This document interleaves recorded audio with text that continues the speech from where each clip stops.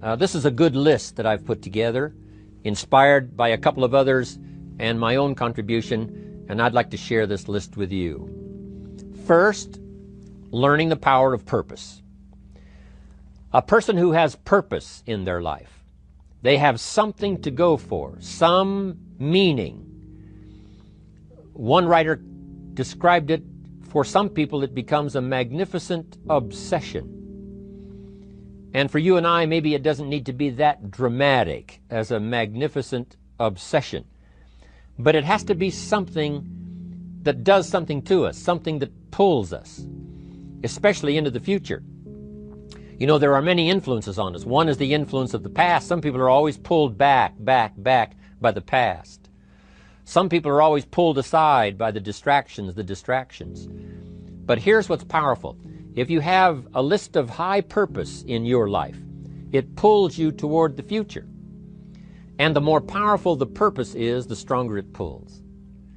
And here's the other great advantage if you have purpose for the future. It pulls you through all kinds of challenges and all kinds of difficulties. If you don't have these strong purposes for the future, it's easy to get swallowed by a bad day. It's easy to be almost annihilated by a poor month. And it's easy sometimes to almost disappear beneath the waves of a year that goes backwards if you don't have something to pull you beyond that year.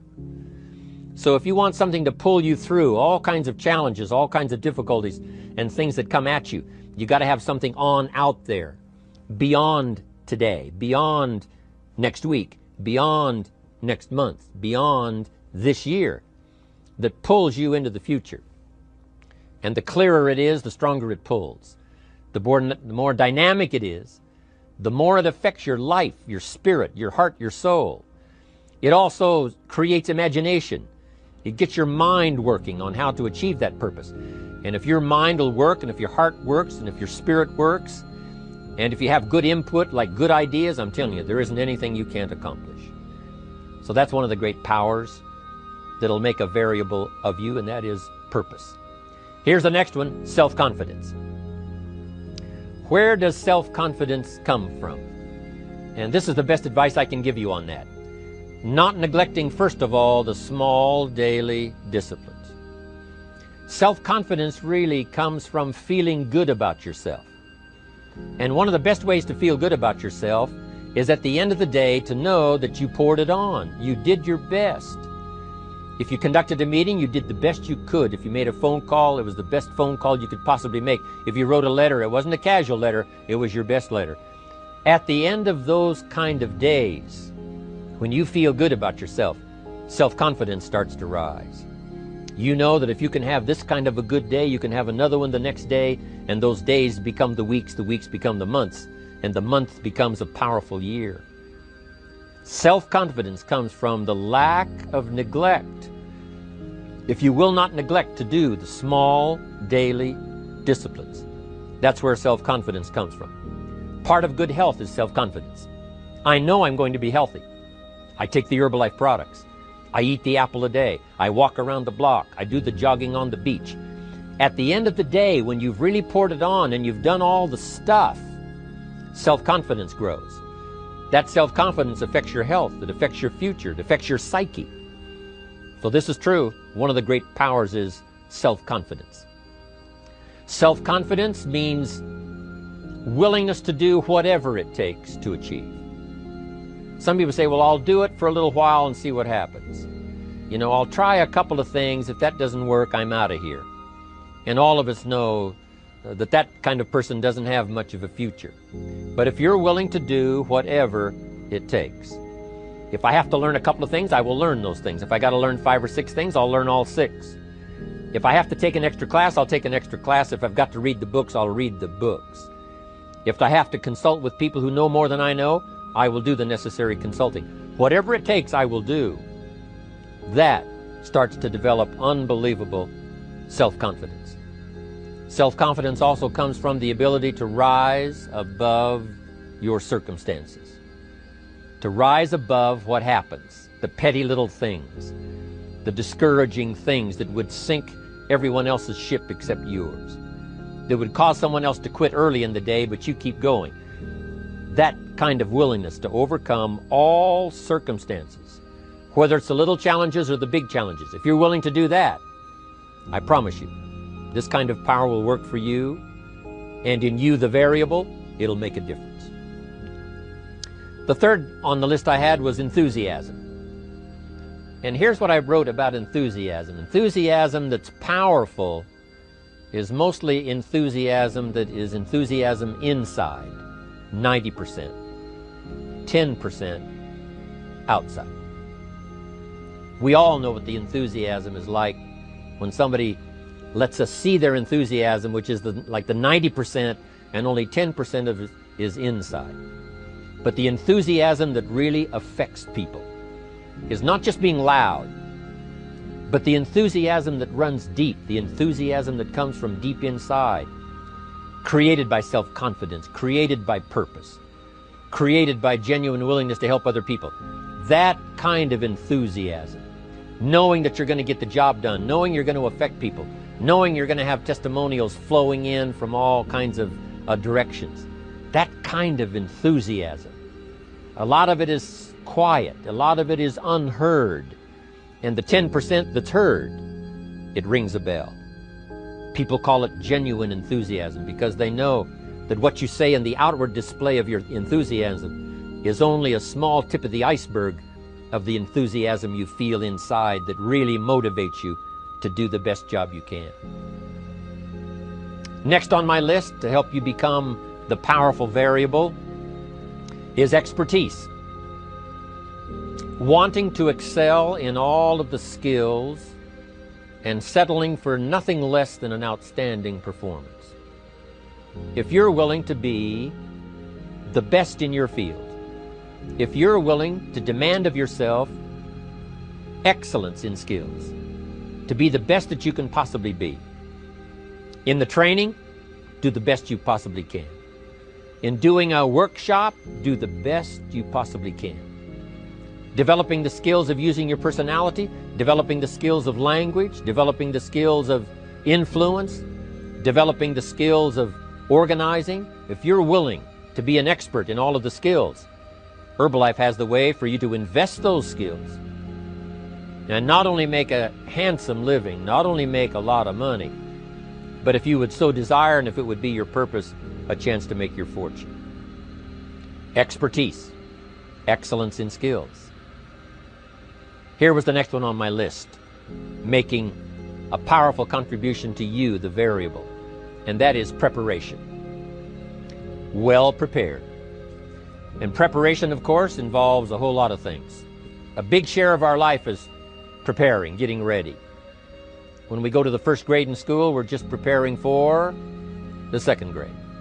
After we've finished 2 grades, the 2 grades prepare us for number 3. Sometimes it seems like a long, excruciating time. And the time will just seem like it'll never come when we can finally have the performance that we really want. But it takes time to prepare. It takes time to get ready. And the decisions you make in the preparation time, those are the decisions that last for a lifetime. Preparing to have a good day. It's that preparing, maybe the night before, maybe the couple of days before the day that you're going to put everything together. The preparation for a meeting means that you've taken it serious. The preparation for doing a workshop means you're serious about the workshop. You want to make the best contribution. That kind of preparation is important. But here's preparation that's very vital, and that is to prepare yourself for success. Life seemingly does not wish to waste success on the unprepared. Life says, why waste a fortune on this person? They're not prepared to do the right things with it. They're not prepared to use it wisely. If a fortune was bestowed upon this unprepared person, it would probably be wasted. The people that could have been touched won't be touched. What could have been done won't be done because this fortune will have been wasted on the unprepared person.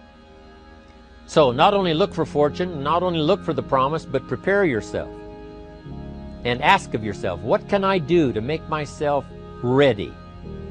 Because remember, life was designed not to give us what we want, not to give us what we need, but life was designed to give us what we deserve. Every value in life must be paid for, and those that pay are the ones that get it.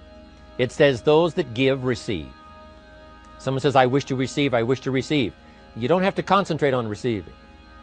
Just become a good giver. It says those that search will find. Someone says, well, I need to find some good ideas to help change my life for the future. Then to find good ideas, that doesn't come because you need them. It comes because you search for them. If you want good ideas, you got to go after them. You got to go to the class, you got to go to the workshop, you got to go to the training, go to the book, right? You got to go to the journal, right? Go where good ideas are being taught. Go searching, go looking, because good ideas are not going to be wasted on those that are not seeking, searching, well prepared.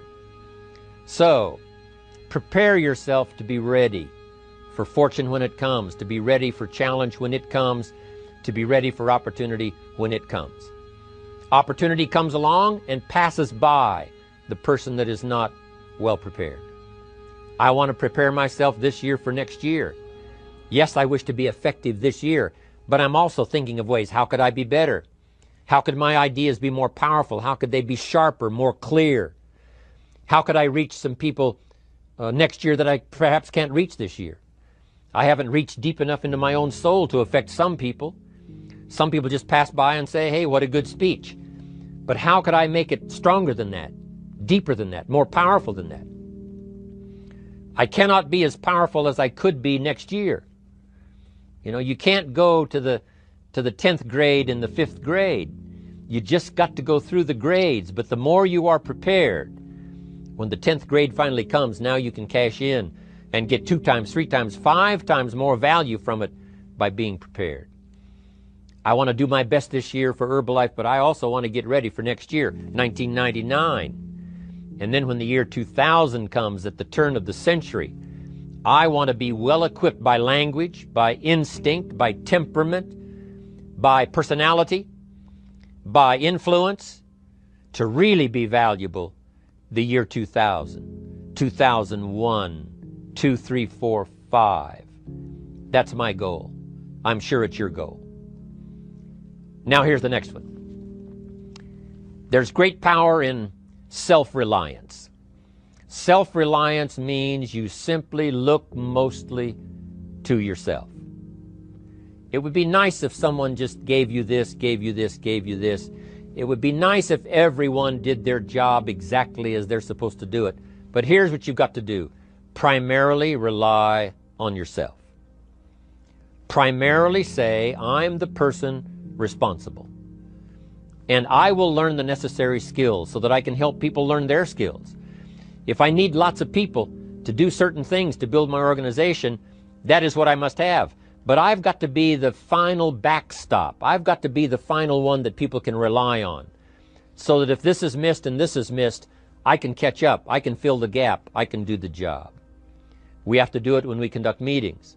We have to do it when we conduct training. We have to do it when we're in a class of just a few. What someone might have missed, we're there to fill in. Self-reliance. Primarily, we're learning to count on yourself. So that you can do this, never complain and never explain. Here's the next key power, and that's image.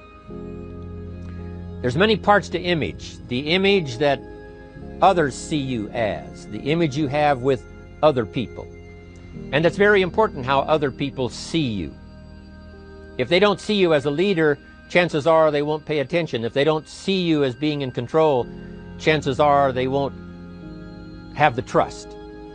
If they don't see you as knowing where you're going, what you want to accomplish, they probably won't follow. But if people can see you, if you have the image of someone that's in charge, in control of your life, your future, your destiny, in control of the situation, if they see that, that kind of image is powerful. It helps to win the day. It attracts other people. People want to be around people that are in control, that are powerful, but they know how to use their power. Influential, but they know how to use their influence. That kind of image is important. But here's a very important image, and that is your image of yourself. self. The way you dress, the way you talk, the way you think, your capacity for learning, all of that is an important image that you have of yourself. The image that you have that if it needs to be learned, you could learn it. If there's a book that needs to be mastered, you could master it. If there's a skill that needs to be learned, why couldn't you get busy now and learn that skill? That kind of self-image, that I am continually trying my best to be the best I can. Because one of the most important places you have to look is into the future, yes. You got to look into the past, yes. You've got to look around, yes. But one of the most important places you have to look is in the mirror. You know, how I appear to other people, that's important. But how I appear to myself is the ultimate importance. That kind of image, to where you'll develop the self-confidence, you'll develop the self-reliance. Now here's another one in my rather short list. The next word is character. Becoming a person of high values, a person of principles, a person of honesty, a person that earns respect. That kind of character. It took character when Mark started to put the marketing system together. How can we have a system that will build in the integrity, that people will know that if this happens, then this will happen, and if this goes wrong, here's the way to fix it? Unless you have the principles and the character and the integrity to put together a viable plan for a wide variety of people, then the system is not going to last very long. And I've been around long enough, and I'm sure you have been around long enough to see a lot of systems that got started, but they failed. And the reason is because they were not constructed with integrity. They were not constructed with character. They were not constructed with doing the right thing. They might have been constructed to take advantage. You know, cash it out as quickly as possible and leave. Mark was involved when others took advantage of him all those years ago before Herbalife. When someone took advantage and didn't have the character, didn't have the principles, and didn't have the character to stay, the character to see it through, the character to do the right thing. So this is important, to develop the character within yourself, that people see you as honest, as fair, willing to do the right thing, willing to be helpful, but always willing to walk the center line, not to pass the line. When we come to an opportunity like Herbalife, especially multi-level network marketing, it is so dynamic, it is so powerful, and it is so possible in fortune making that sometimes people want to speed up the process by cutting the corners, by neglecting to do the right things, you know, to cheat a little here, you know, cross the line just a little bit, because then, you know, it'll grow faster and you can cash in quicker. Not necessary here. Doing Herbalife right will build your fortune longer and stronger than trying to cut the corners and not doing it right. If we'll have the integrity that Mark had when he started it, and keep perpetuating that we will do the right thing by the marketing system, the right thing by a distributor who has a customer and they take care of that customer belongs to that distributor. That kind of integrity in the marketing system, the kind of integrity we have among each other, the kind of character we have to rely on each other, because here's what we cannot do. We cannot do this by ourselves. Mark's got to count on me. I've got to count on Mark. We've got to count on the president's team. The president's team has to count on the chairman's club for advice and counsel. We have to count on the millionaire team, the tabulator team, the world team. We've got to count on the distributor. We've got to count on the distributor giving the right message to the potential customer. We've got to count on the distributor giving wise counsel to the new recruit, teaching them the right way, the Herbalife way, the principled way, the character way. Vitally important. Building and developing your own character. Now here's another one. It's called self-discipline. Self-discipline, all of us have a challenge with that. Because sometimes it's easy, and especially if you're working hard, doing the best you can, it's easy sometimes to let up and let it go. But remember, so many people, especially now that we're as big as we are around the world, are counting on what we do. At home office, they have to be careful. They have to be disciplined. It's easy for the person who ships the product from Herbalife says, oh, well, I'll wait until tomorrow to ship it. And then they go home and sleep like a baby. But the distributor who's waiting for that product doesn't sleep that night, or doesn't sleep when the product doesn't show on time. But if everybody will have the discipline to say, I will do the best job I can. I will make mistakes, of course, because we're all human, but I'll try to remedy those mistakes and do the best job I can. That kind of self-discipline that understands how important your part is in all of the functions that work. Coming to work on the set here, HBN, there's so many people that play a part. And each one of the parts that are played is necessary to put on the broadcast, make it viable, make it real, make it powerful. Any couple of them missing, and it would be a disaster. But all of it put together, and it works like a charm. Each person developing the self-discipline to do their part, do their job. Here's one more, and that is the power of extraordinary performance and demanding of yourself excellent results. This is so important. If you want to live extraordinary, you must do extraordinary. If you want an extraordinary income, you must do extraordinary things. If you want an extraordinary fortune, you must go with the demands of what it takes to have that fortune. Mark has made such a fortune, it's almost beyond comprehension what the numbers really are. But guess what he has the satisfaction of knowing? He earned it all. If he'd have been lax in the performance, Herbalife would not be here these 18 years later. Herbalife would have been a footnote in multi-level history. But because he performed year after year, the 3rd year and the 5th year, and the 7th year and the 10th year, and the 12th year and the 15th year, and now performing well in the 18th year, I'm telling you, that's what makes it such a viable fortune for Mark personally, of course, because he did the job. If we would ask of ourselves that kind of performance, and you've got to ask it of yourself. You know, I can't ask it of you. I would try to inspire you. I would try my best to share with you what it might taste like, what it's like to finally make your fortune. It happened for me. But here's what you must do. You must demand it of yourself. Society does not demand that you not have a heart attack. But if you want to escape having a heart attack, you must demand it of yourself. Society doesn't demand that you take Herbalife and improve your health. You have to demand it of yourself. Society doesn't demand that you jog around the block every morning. But if you want good health, you must demand it of yourself. Society doesn't demand that you read a couple of books a week and improve your intelligence and your knowledge. That you must demand of yourself. Society does not demand that you build a financial wall around your family nothing can get through. That's not a demand of society. But you must demand it, if you wish it, you must demand it of yourself.